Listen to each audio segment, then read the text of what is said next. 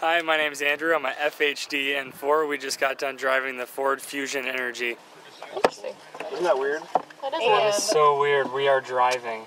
Awesome car. A lot bigger than the cars that we typically drive for VOC, but I really liked this car.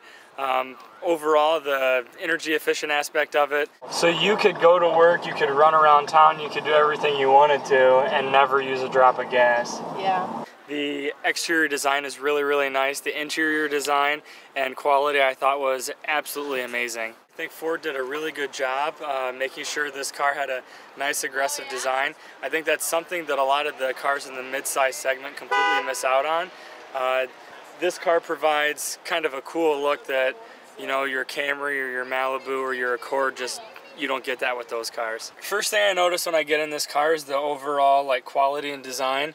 I think it's very well laid out. All the materials in here seem like they're very high quality. This is a big car, but it feels so cozy. Like the driver's compartment is just so nicely laid out. I don't feel like there's a ton of space, but I also don't feel cramped. Yeah, I've got plenty of room and I can stretch out. A really nice armrest. The seat's extremely comfortable and everything's really close to me, but at the same time I don't feel cramped. I feel like I'm in a really nice driving position. How far I have to reach for buttons is really nice. I feel like I'm not stretching my arm out. A lot of the cars we've driven, I feel like I'm reaching all the way to the dashboard to push buttons.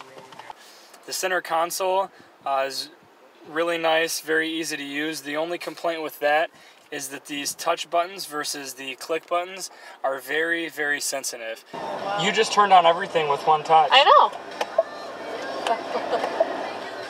Yeah, and so if I go like this, you're gonna accidentally hit you're stuff. gonna change stuff. I like the way that it looks and it's really clean and you don't have buttons, but I always have the issue of needing places to put stuff, but it's always just giant bins. There's a lot of really unique storage options. The glove box actually has a shelf as well as a net that allows you to store various different items, and it's not just a giant bin where you have to dump everything inside. The center console's got this really cool removable shelf that has lots of different storage options. It's also got 2 USB ports, which I really like, and even a slot for an SD card. Sunroof. Oh, I didn't even notice that. That's sweet. I love sunroofs. It's not very far forward though, it's so far back. I feel like even though I've got a sunroof, I'm not feeling an openness or I'm not seeing the benefit of having it. It's a great view from the back seat. Probably one of the better back seats that I've been in the cars that we've reviewed. Lots of leg room. I'm already loving the leg room because I have extremely long legs and I'm not touching the back of the seat in front of me. And I'm 6 feet tall and comfortably driving. Really impressed with how comfortable the second row seats are. Everything's tilted back just a little bit, so it's a little bit more comfortable riding position instead of the typical upright riding position that you get in most cars. Very attractive seats, very attractive interior. It looks luxurious. It does. We'll get in. Yeah, you open the doors and it looks really nice.